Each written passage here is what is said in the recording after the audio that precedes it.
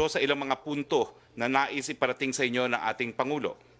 Unang-una, dahil public enemy number 1 nga po itong COVID-19, hindi lang dito sa Pilipinas, kundi sa buong mundo, inanunsyo po ng Pangulo na siya ay magbibigay ng pabuya ng hanggang 10 milyong piso sa kahit sinong Pilipino na makakadiskubre ng vaccine laban sa COVID-19. Pinapaanunsyo rin po ng ating Presidente na siya po ay magbibigay ng isang substantial grant sa UP at sa UPPGH para po makadevelop nga ng bakuna laban dito sa COVID-19.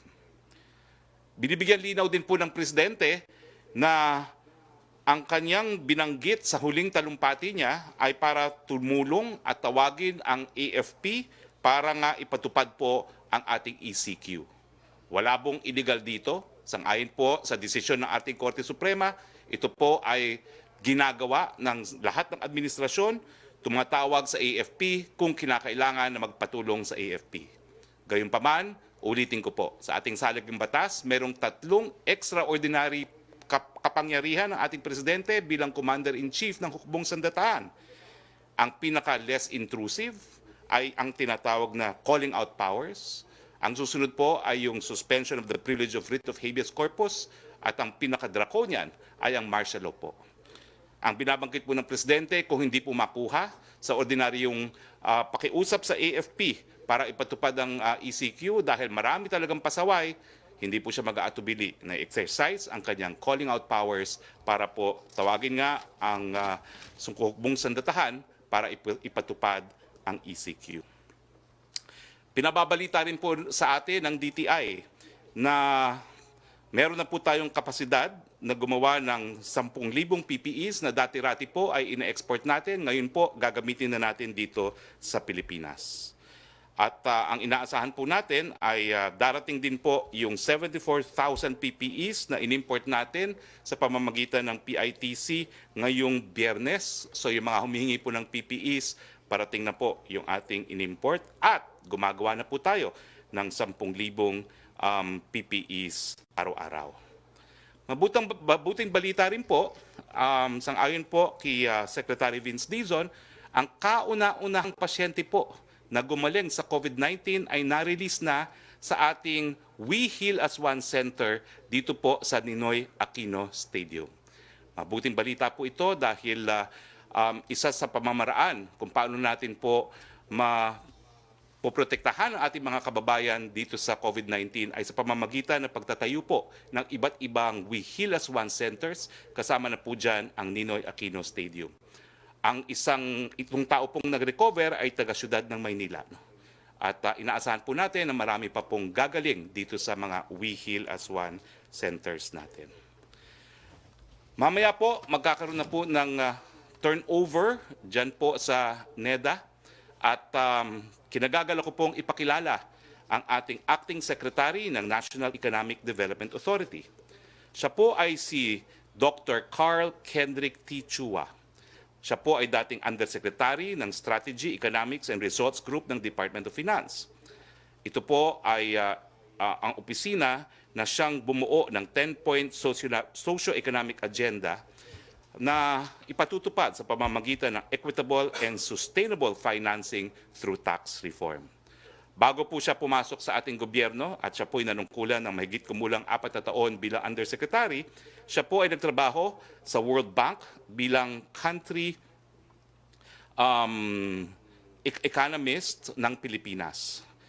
Dito po sa kanyang appointment sa World Bank, siya po ang nagbigay advice sa ating gobyerno para sa mga strategiya at mga polisiya para po maging inclusive ang ating economic growth.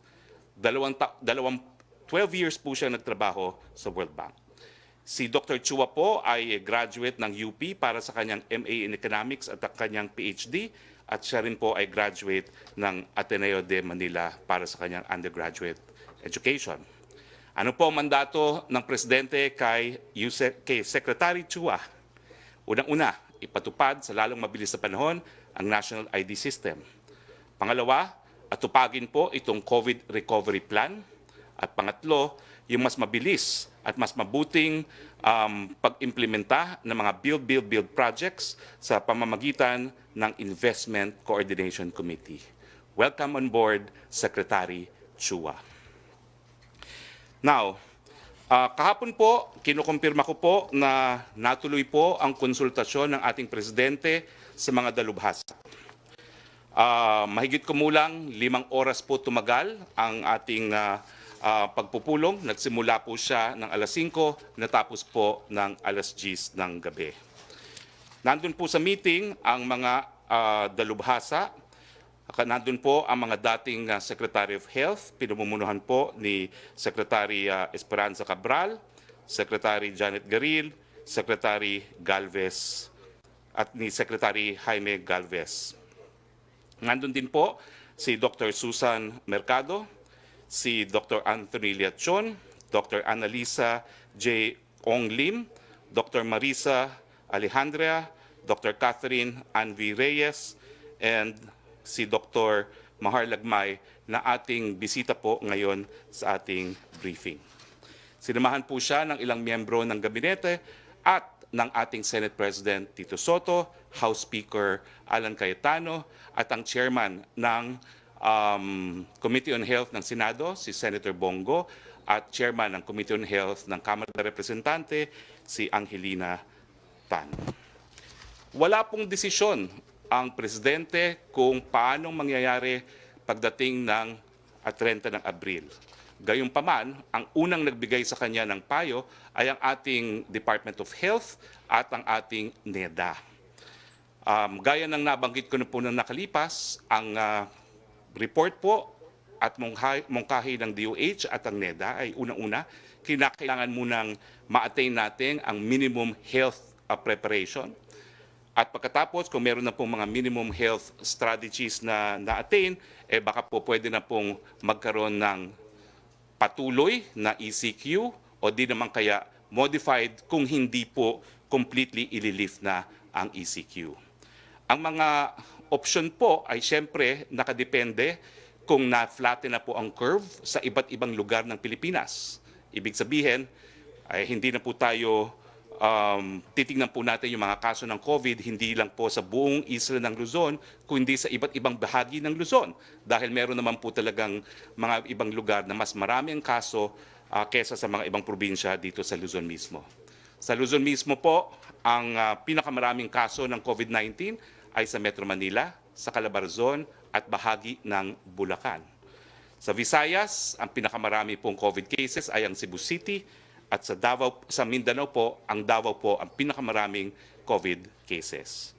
Hindi naman po daw nakapagtataka na ang Metro Manila, Cebu at Davao ang pinakamaraming kaso ng COVID dahil ito naman po talaga ang sentro ng commerce at transportation ng Luzon, Visayas and Mindanao. So ang strategiya po na rinekomenda ng Department of Health at ng NEDA ay kung anuman ang magiging desisyon ng ating presidente, dapat nakabase rin po ito doon nga po sa numero ng mga tao na maaapektuhan kapag tayo po ay tinanggal ang ECQ. No? Babalik ko po yung kauna-unahang graph na ating ginamit. Ang desisyon pong ito ay pagdating po na ng 30 ng Abril, kung tayo po ay magpapatuloy ng ECQ sa buong Luzon, talaga naman pong bababa ang numero ng mga kaso ng COVID-19. Ang tanong, kaya ba natin po na paantayin ang ating mga kababayan ng ganitong katagal? Kaya ba natin silang buhayin? Kaya nga po ang balanse ay sa pagitan ng karapatang mabuhay at karapatang magkaroon ng hanap buhay. Ulitin ko po, ang basihan ng rekomendasyon ng NEDA at ng DOH ay unang-una, tignan kung ano yung mga kaso sa iba't ibang geographical areas ng Luzon at dun sa mga lugar na either hindi masyadong mataas or wala, siguro po pwedeng ikonsidera na i-modify o di naman kaya itigil ang ECQ. Pero dun po sa mga matataas ang kaso ang COVID, kinakailangan pong itimbang pa rin yung karapatang mabuhay sa karapatan ng magkaroon ng hanap buhay. Now, bukod po sa ating DOH at sa NEDA, syempre po kinonsulta niya ang mga dalubhasa na inisa-isa ko po. No? Ilan po dun sa mga significant na recommendations, no, ng mga umapir bilang resource persons. Si Secretary Garin po, ang sabi po niya, dapat siguro nga pag-aralan kung nasaan yung mga lugar ng pinakamaraming COVID cases at yung mga lugar na yon, ipagpatuloy nga po ang ECQ dahil sa kanyang paningin, importante na yung mga ayuda na binibigay natin sa lugar na merong ECQ ay talagang mapunta lamang dun sa mga apektado ng COVID-19. Ngayon po daw kasi, ang kanyang obserbasyon, lahat ay nabibigyan ng ayuda miski dun sa mga lugar na kakaunti lamang o kung wala man ang kaso ng COVID-19. Si Dr. Galvez po ay nagsabi po ng Jaime Galvez, ang nagsabi po na kinakailangan magkaroon ng isang comprehensive communication plan para po dito sa hinaharap nating problema. Ang sabi rin po niya, kinakailangan na magkaroon ng research-based health surveillance program. At kinakailangan din daw po na magkaroon tayo ng distinction between dun sa mga areas na red or critical dahil marami pong COVID cases at yung mga areas na light red o hindi masyadong critical na mga areas.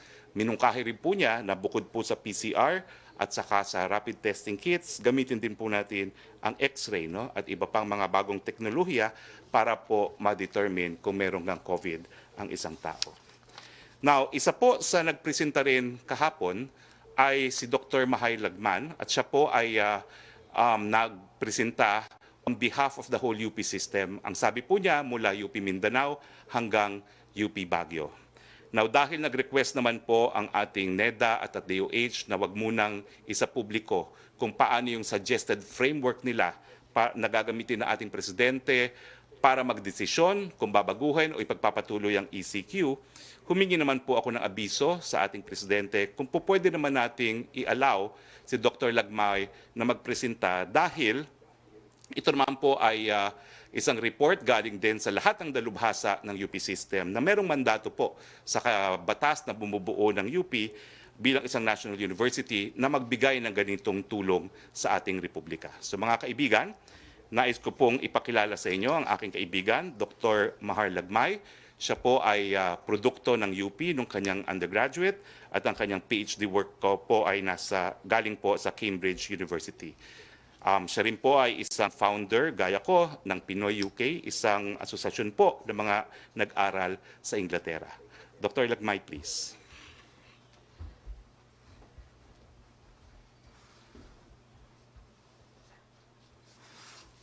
Maraming salamat, Ginoong Harry Roque, Secretary Harry Roque.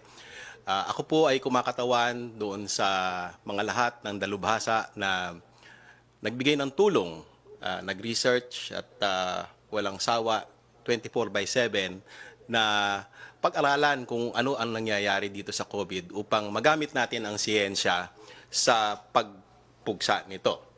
Ito po ang nilabas namin kahapon noong nagkonsulta si Presidente at ang title po niya ay Visualizing the COVID-19 Threat for Anticipatory Planning. Marami po ang kasama dito. Kasama po ang mga mathematicians, statisticians, epidemiologists, mga mappers, mga nangungulekta, nangangalap ng datos mula sa mga LGU, galing sa internet, at pinag-aralan po kung ano yung nangyayari. Ang sabi po ng ating mga modelers, tsaka ng mga epidemiologists, ay yung ating ECQ na nagsimula noong Marso pa, ay medyo epektibo, no? Makikita natin dito sa linyang to na yung dilaw, kapag ka ito ay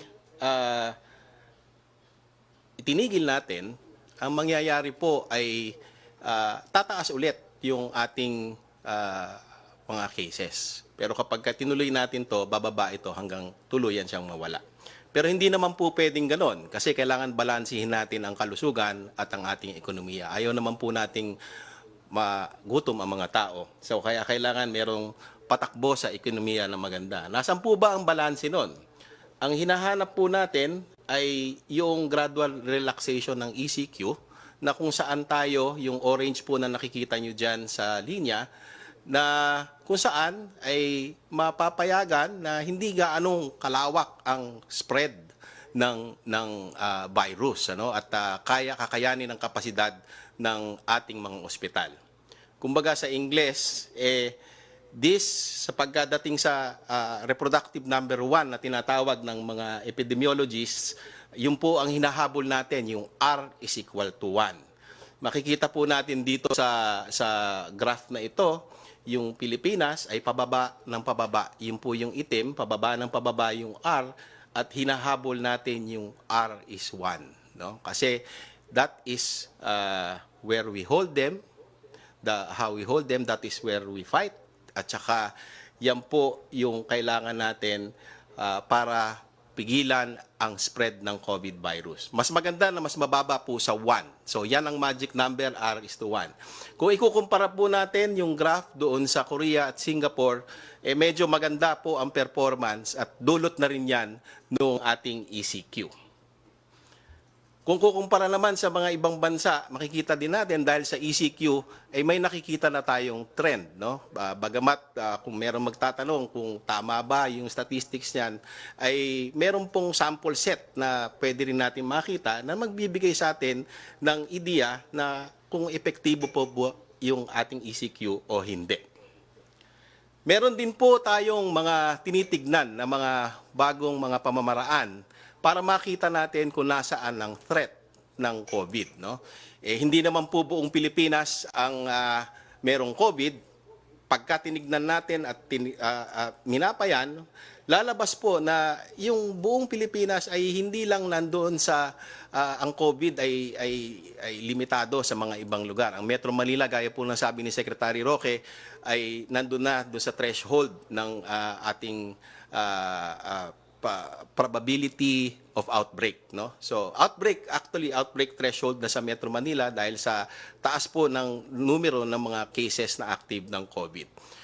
Pero marami pa pong lugar na hindi naman ganoon, ano? So tinitignan din po para yan makita natin saan mag-a-anticipate ng laban, no? At saan natin ilalagay yung mga resources, ipaprioritize para mas maganda ang laban natin sa COVID.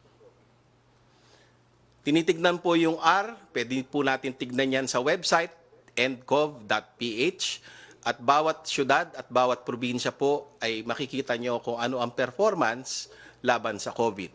Again, ang magic number ay R. Pagka 1, ibig sabihin po niyan ang ating mga health systems ay maganda ang kapasidad, kaya pong matignan yan ng mga doctors natin at mapagaling yung mga severe cases at critical cases ng COVID-19. So, importante po ang modeling, importante ang statistics, importante ang mathematics. Gaya po ng eleksyon, kahit konti lang ang sample set ninyo, ay kaya nyo mag-predict doon sa survey, sa statistics, kung sino ang mananalo doon sa eleksyon o hindi. Nung tinignan din po yung mga number ng mga schools, no? Interaction pala, rather, ng mga different age groups, yung 0 to 19 years old, yung mga matatanda, nakita po doon sa models na yung interaction ay pinakamalaki kapag yung mga bata ang nag-i-interact. In fact, it's roughly around 56%. At base doon sa mga models, kapag tayo ay walang klase, ito po ay nire-recommenda, kapag walang klase hanggang December, ay malaki po ang maibabawas natin sa transmission ng COVID-19.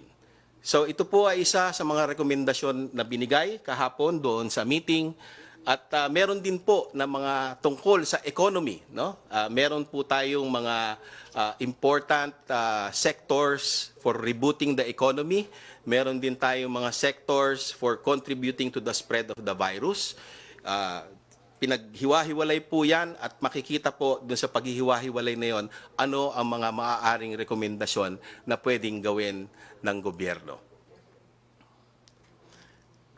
Higit sa lahat po, yung mga datos at saka yung mga models ay naaayon lamang doon sa quality ng tinatawag na data. Gusto po natin na maging real-time, maging araw-araw ang reporting, kaya gumawa din po ang UP ng meron tang infrastructure, merong system na kung maaari lahat ng LGU ay maglagay ng kanilang impormasyon kada barangay araw-araw upang ang ating datos at ang ating mga statisticians, mathematicians, epidemiologists ay mas maganda ang mga predictive models na kakailanganin natin matapos ang ECQ ngayong April 30. Mas maganda po na umpisahan po na natin ngayon yan para ang ating survey at ang ating pag-predict o pag-forecast noong kinakailangan natin na impormasyon ay maihatid na ngayon para ngayon pa lamang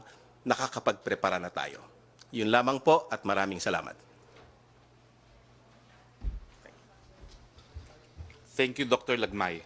5 oras po yung naging konsultasyon ng ating presidente, pero siguro po mayroong mga commonalities na sinabi ang mga dalubhasa. Ang narinig nyo po ay ang presentasyon ng UP system na marami rin naman po ang sumang-ayon dun sa mga naimbita nating mga eksperto dahil ilan po sa kanila ay galing din po sa UP. No? Pero ang mga commonalities po, number 1, wala pong nagrekomenda ng total lockdown. Wala pong nagrekomenda ng total lockdown. Ang opsyon na lumabas kahapon ay ipagpatuloy, di naman kaya i-relax o di naman kaya completely itigil ang ECQ sa iba't ibang lugar ng bansa. Depende sa dami ng kaso ng COVID-19. Okay. Question si Joyce Balancho po ng DZMM. Yes, good afternoon po, Secretary Roque. So just to be very clear, ang options na lang ni Pangulong Duterte ay just two. That is to extend the Luzon ECQ or to implement a modified ECQ. Tama po ba, sir? I will not say those are the only options of the President because the President will decide for himself. Pero dun sa konsultasyon po, walang nagrekomenda ng total lockdown. Ang naging rekomendasyon lamang, i-maintain, i-relax o i-lift ang ECQ sa iba't ibang lugar depende nga sa kaso ng COVID-19. Okay. Particularly po dun sa medical experts because you mentioned former Secretary Garin mentioned about modified. So, ibig sabihin po ba most of the medical experts ang kanilang recommendation to the President is for modified ECQ implementation? I would say that there was almost a consensus na ang ECQ hindi naman dapat ipatupad sa buong Luzon. Ito po ay by way of recommendation. Na depende sa dami ng kaso, po pwede nga pong as is, i-relax or i-lift ang ECQ. Okay. And hearing the President asking questions and also being briefed by medical experts, do you see him as inclined to support a modified ECQ, Secretary? Hindi ko po masabi dahil ang presidente ay nakinig. Bagamat I will quote him kung anong nais po niyang marinig sa mga eksperto. Quote number 1, what will happen if he lifts ECQ to certain kinds of people? What good will lifting or relaxing ECQ give to certain sectors of society? How many people will die if ECQ is lifted, modified, or retained? Is there a possibility of a second wave or second wave of COVID if ECQ is relaxed or lifted? And finally, he said that if people are allowed to go out of their homes, is there a danger for the disease to spike anew, or is this just really round 1 of COVID? Bagamat ang sabi nga po ng Presidente sa kanyang pag-iisip, ang mabuting balita ay mas marami na po ngayong gumagaling kesa sa namamatay dahil po sa COVID-19. Opo. Yun ang mga nabanggit po ninyo na questions quoting President Duterte. Ito po yung mga kung saan siya nakulangan po. No? Kasi sabi po ni IATF spokesperson Carlo Nograles, he tossed back to IATF at inutusan niya na mag-usap pa kayo kasi may mga hinihingi pa siya. So ito po yung mga nabanggit ninyo na hinihingi pang information ni Pangulong Duterte. I quoted the President po verbatim. Okay. And then also, Secretary, nakita ko po sa picture, Senator Bongo was also present during the meeting. And yesterday, he had a statement saying he favors the extension of ECQ in Metro Manila. Was it also discussed during the meeting? And what were the President's thoughts on this? Wala pong desisyon at hindi po nagsalita ang Presidente. Ang sabi nga po niyang Presidente, ang kanyang desisyon may come today or it may come on April 30. Kasi kung ano man ang desisyon niya, baka mga tao ay lumabas sa kanilang mga bahay. No? Pero ang malinaw nga po ay wala pong nag-recommend na ang ECQ ay ipatupad sa buong Luzon. Sinasabi lang po nila, kinakailangan i-relax or i-lift dun sa mga areas na wala namang madaming kaso ng COVID-19. Sir, after medical experts, si Pangulong Duterte, may balak ba siya makipag-meet with, at least for the private sector or business sector groups? Kasi sila din, they have a proposal on ECQ. Nadinig na po ni Presidente ang proposal ng private sector dahil nagkaroon na po ng briefing si Presidential Advisor on Entrepreneurship, si Secretary Joey Concepcion. At hindi naman po malayo ang rekomendasyon ni Secretary Concepcion. No? Sa kanya po, hindi rin tama na ipagpatuloy ang ECQ sa buong Luzon. At ang suggestion po ng pribadong sektor ay pag-aralan siguro, no, maski sa Metro Manila, kung ano yung mga barangay na mataas talaga ang kaso ng COVID-19 at ipagpatuloy ang ECQ dun sa mga barangay na mataas po ang bilang ng COVID-19. Okay, sir, last from me na lang po, did he give a deadline to IATF sa, paggagawa ng meeting and providing him with information he needs in order for him to make the decision? Well, it's an open-ended deadline kasi nga po ang sabi ng Presidente, he can decide today, he can decide on April 30. So until the President actually makes the decision, pwede pa po lahat ng taong gobyerno na magbigay ng suhestyon. Thank you so much, Secretary Roque. Rocky? Okay, good afternoon, Secretary Roque. Question from Chona Yu of Radyo Inquirer. Inulit lang po niya yung napag-usapan daw po, ano daw po yung napag-usapan na meeting kagabi at ano daw po yung directive ni President Duterte. Nasagot na po natin yan. Next question po. What is the decision of the President on the recommendation of Finance Secretary Dominguez to resume POGO operations? Wala pa po. No? In fact, kahapon po hindi po napag-usapan yan. No?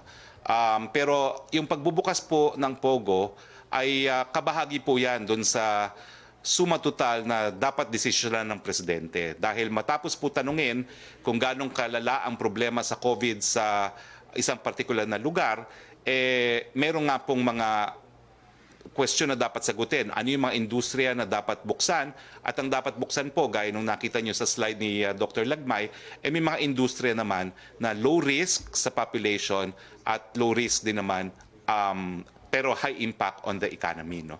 So ang POGO po, kabahagi po yan siguro ng isang industriya na nagbibigay ng cash resource sa Presidente sa ating pamahalaan sa pamamagitan ng buwis. At ang tatanungin po natin is ano yung risk na pinopose ng operation ng POGO, mababawasan ba yung risk ng pagkalat ng sakit sa pamamagitan ng social distancing at po pwede bang mag-work from home yung mga POGO industries na yan. Si Trish Terada ng CNN Philippines.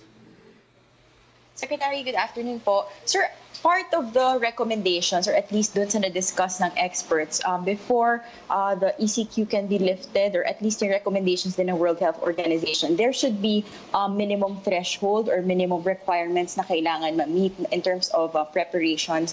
Sir, can we say now that in terms of what we have, in terms of the supply of PPE test kits, ready na po ba tayo? At least lang dun sa level na yun, sir, sa health requirements. Siguro para maintindihan ng taong bayan yung sinasabi mo, ibabalik ko yung graph. No? Kasi yung graph na unang pinagbabasihan natin, no?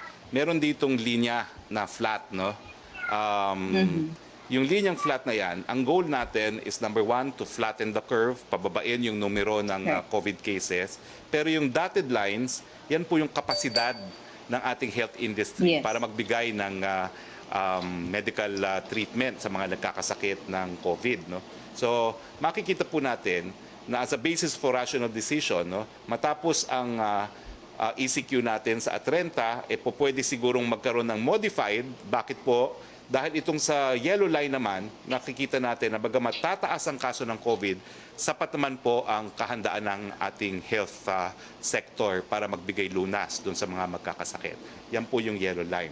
So bagamat relaxing the ECQ will definitely increase the number of COVID cases, basta kakayanin po ng ating health sector na bigyan ng medical attention sila, po pwede naman po sigurong i-pursue yan. No? So anong kakayahan natin? Well, siyempre po, number one, nandiyan na nga po yung Wihilas One Centers natin at nagagalak nga po ako na hindi lang po yan Rizal Memorial Stadium, nandiyan na rin po ang PICC, ang World Trade Center, sa Central Luzon po, nandiyan yung Athletes Village ng Southeast Asian Games, nandiyan yung ASEAN Center, nandiyan po yung Philippine Arena. No? At yan po yung pinaghahandaan natin nga dahil kapag na-relax ang ECQ, inaasahan natin tataas talaga ang number ng COVID cases. Basta sapat-sapat po ang ating resources para gamutin sila, siguro po ay pwede na nating i-consider yan. No? Pero ulitin ko po, wala pa pong desisyon. At siyempre po, ang WHO advice na dahan-dahan dapat ang pagbabalik sa normal ay ikukonsidera rin ng ating presidente. Pareho naman po ang World Health Organization advice dun sa mga advice ng mga dalubhasa kagabi dahil wala ring kahit sinong dalubhasa na nagsabi na i-lift na altogether ang ECQ. Wala pong ganung nagbigay ng rekomendasyon. But Secretary, at this point, in case lang po, if we have a modified lockdown, did the experts present any projected impact or increase dun po sa bilang ng COVID cases sa country? Sakali lang po na ma-lift po. Well, I think on the basis of the graph, no, yung relaxation in areas where COVID cases are not prevalent or inexistent is something that our health sector can already address. Pero ibig sabihin yan, kinakailangan ituloy pa rin yung ECQ doon sa mga areas na mataas pa rin ang outbreak ng COVID-19.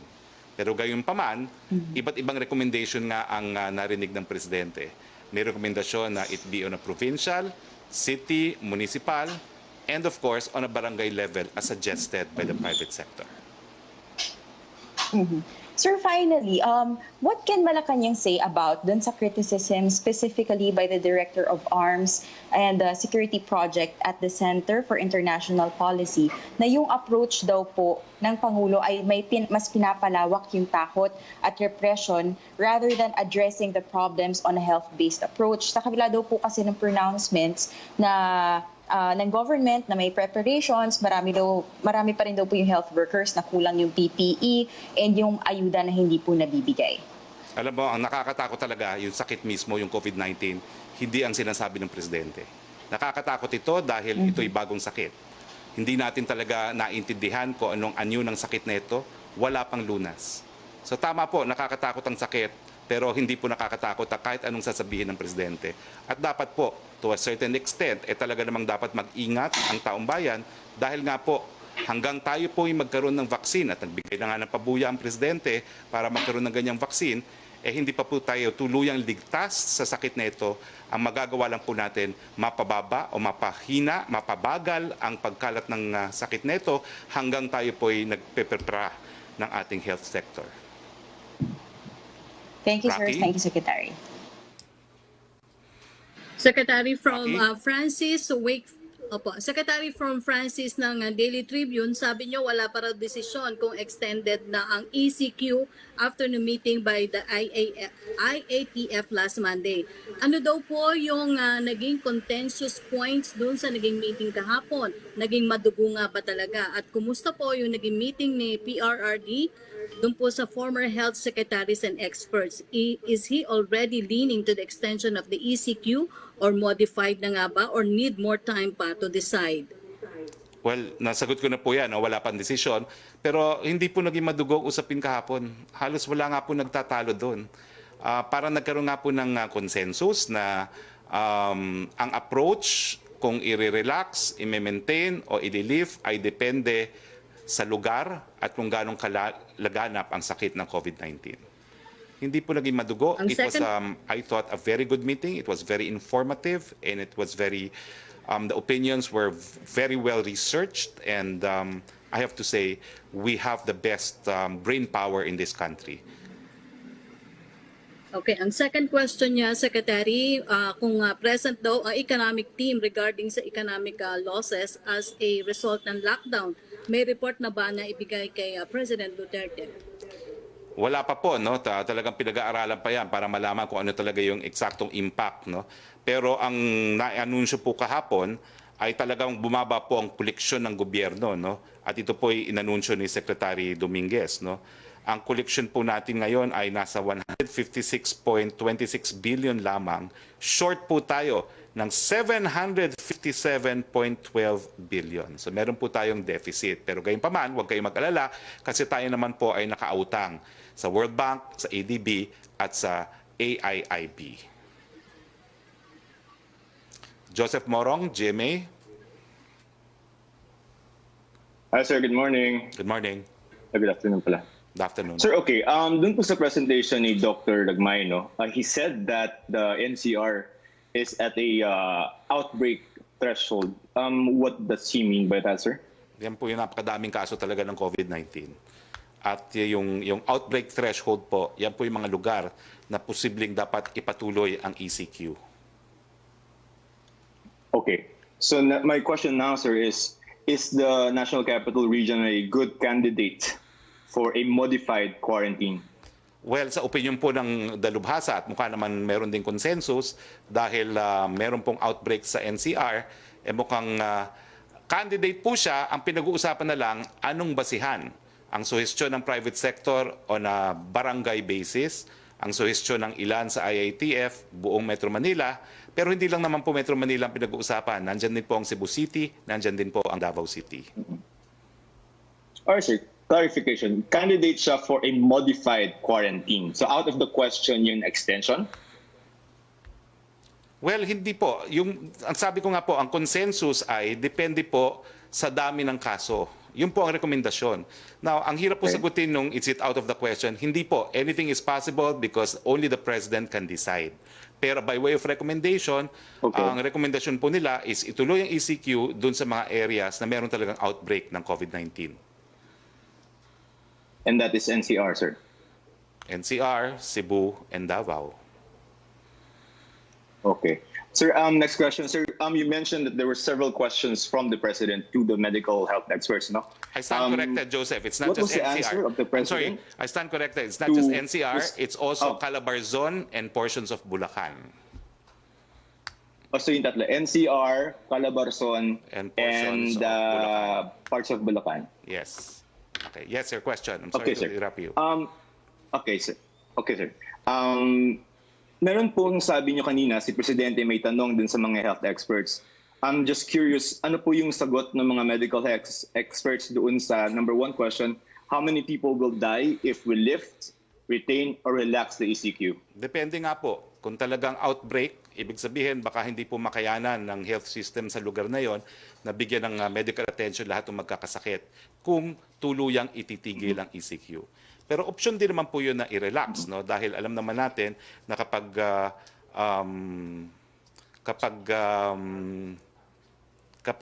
tinigil, tuluyang tinigil, talagang magsushoot up ang cases, pero pag relax, hindi naman ganun krami.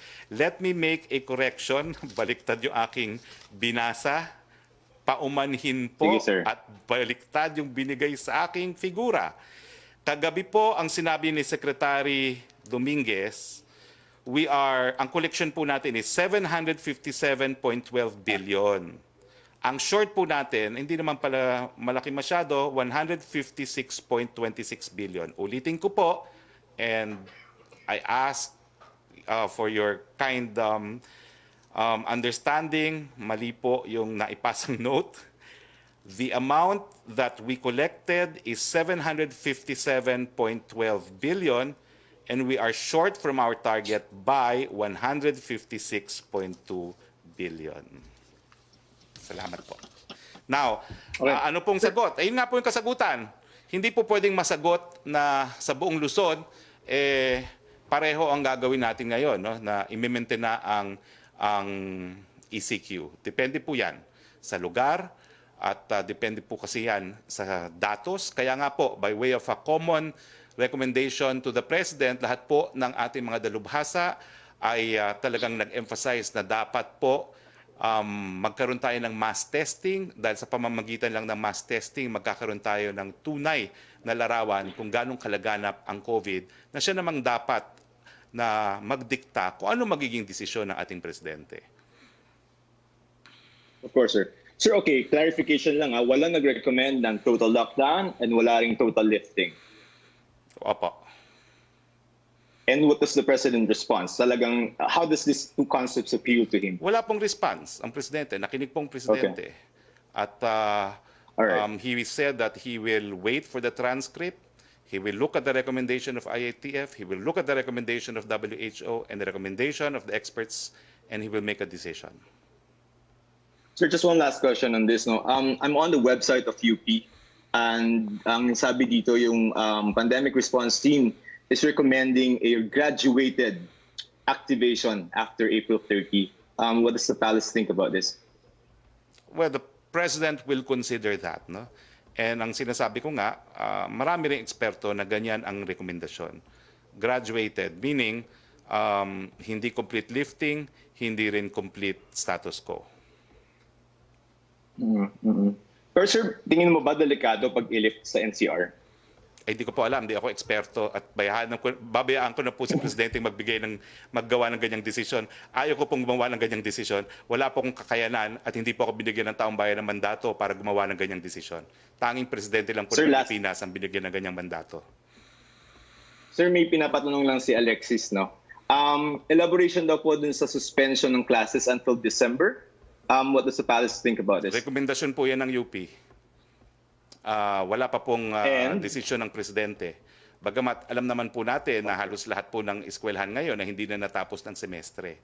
Pero ang datos po ng UP, yung mga kabataan, sila po yung talagang nakikihalubilo, lalong-lalo na dun sa mga specially vulnerable groups gaya ng mga senior citizen. So malaki po ang maitutulong sa pagbagal ng kalat ng sakit kung isususpinde ang mga klase hanggang college level. Although Okay, sir. Thank you for your time, meron sir. ding isang eksperto na nagsabi kagabi na alalahanin po niyo na kapag sinuspenyo ang klase, wala ring mga medical students na mag-graduate. Sa panahon na kailangan din natin ng mga medical graduates at saka yung mga nursing graduates at yung mga medical allied professionals. So, tignan po natin, baka magkaroon din ng ibang desisyon pagdating dito sa mga kinakailangan nating mga health workers. Sir. Thank you, sir, for your time. Thank you po. Si Rocky. Okay, Secretary, from Chris Jose ng Remate, napaulat po na may mga peking ID na may pirma po ni Pangulong Duterte ang nagkalat sa ngayon at ibinebenta daw po ito ng 1,000 to 3,000 para daw makalusot sa mga quarantine checkpoint. Sinasabing di umano galing daw po sa Presidential Task Force on Moral Recovery ang nasabing peking ID. Ano pong hakbang na gagawin ng Malacañang dito para matigil na imbentahan ng peking ID at aksyon para dun sa mga nakabili o bumili ng peking ID? Panawagan po o payo sa mga publiko hinggil po sa ganitong panluloko ng ilang habang nasa krisis ang bansa dahil sa COVID-19. Inaatasan po ng Pangulo ang PNP at ang NBI na imbestigahan itong mga anomalyang ito. Ito po'y krimen. Ito po'y falsification of public document at ito po'y estafa dahil sila po'y nagbebenta. So habulin po yung mga kriminal na yan at ikulong. From Belia Carriazo ng Bandera, pwede pong malaman ang individual position ng mga dating DOH secretaries na umattend sa meeting with the President. Ano po ang mas lamang sa recommendation ng mga dumalong experts? Hindi naman po sila nagkakaiba, bagamat ang pinakamahabang recommendation ay si Dr. Galvez, no? Dahil siya ay isang community health expert, no? Ang pinaka-importanting suggestion nga niya ay yung pagbubuo ng national, mga sinabi ko kanina, national health surveillance, no? At yung paggamit din ng X-ray, no? At saka yung posibilidad na since bumisita naman yung mga Chinese experts dito, ay ikonsidera rin natin yung alternative medicine, no? Kasabay ng Western medicine sa paggamot ng COVID-19. Yun lang po. Okay, from Jonah Giolagon ng Asahi Shimbun, tell us more about the president's phone conversation with President Trump. What kind of cooperation to fight COVID are we looking at? Was there any mention of China and Beijing's supposed responsibility in spreading the virus? Well, gaya ng sinabi ko po kahapon, no, alam niyo po yung mga pag-uusap ng diplomasya, yan po ay exception to freedom of information. No? Dahil ang presidente naman, kinakailangan gumawa ng tamang desisyon maski hindi po ito popular na desisyon. No? So in fact, ang ginawa po natin ngayon ay hindi po natin inarticulate in detail ang posisyon ng mga kabinete ng ating presidente sa kanilang mga rekomendasyon dahil that's covered by executive privilege, pero yung mga dalubhasa naman po hindi. No? Kaya po pwede naman pong i-discuss pati yung posisyon ng UP. So hayaan na po natin na ang presidente ay magdesisyon sa mga bagay-bagay na pinag-usapan nila ni President Trump. I am not privy to it po. And the request of the president is only to say that the conversation had to do with bilateral cooperation pagdating po sa COVID-19. Let's respect that. Okay, ang second question niya, yung recent statement daw po ay seem to indicate that authorities are in favor of an extension of the quarantine in the capital but relaxation elsewhere. What is keeping us from making that final decision? How long do we need the numbers to be before we are satisfied that quarantine measures have been effective? Let me clarify that the consensus is amongst experts. Covered pa rin po na executive privilege kung ano talaga ang recommendation. In fact, wala pa pong recommendation ang Department of Health, wala pang recommendation ang NEDA, at if I'm not mistaken, wala pa pong final recommendation ang Interagency Task Force. So wala pa pong rekomendasyon ang mga taong gobyerno. Ang rekomendasyon po ay nanggaling sa mga dalubhasa. So antayin naman po natin yung formal na rekomendasyon ng mga taong gobyerno para maging basihan ng pinal na desisyon ng ating presidente. Okay, ang last question po from Julie Aurelio ng Inquirer. President Trump offers assistance sa Philippines in phone call. What form of assistance daw po ito? Again, I'm not privy. It's covered by executive privilege. At ang sabi lang po ng presidente, it was about bilateral cooperation in the fight against COVID-19. Now, I see that we have about 6 minutes left. No? Meron bang katanungan para kay Dr. Lagmay? Well, kung wala, hanggang sa Huwebes po muli, ito ang inyong spokes, Harry Roque, keep safe, Philippines.